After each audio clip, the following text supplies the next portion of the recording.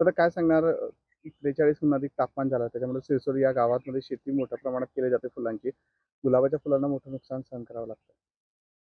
साहेब उन्हाळा असल्याने फुलं शेती सुकून जाते, फुले कोमेजून जाते आणि लग्न सराया उन्हाळ्यात लग्न सराया असल्यामुळे फुलांना मोठ्या प्रमाणात मागणी असते.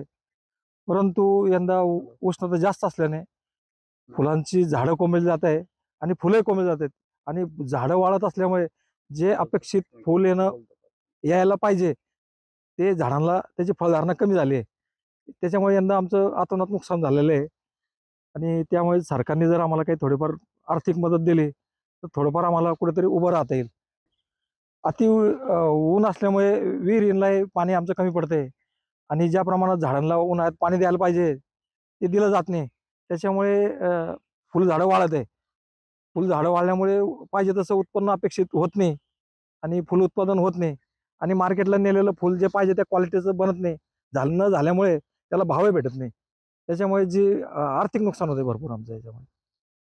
आपलं नाव? शालिग्राम पवार, शिरसोली.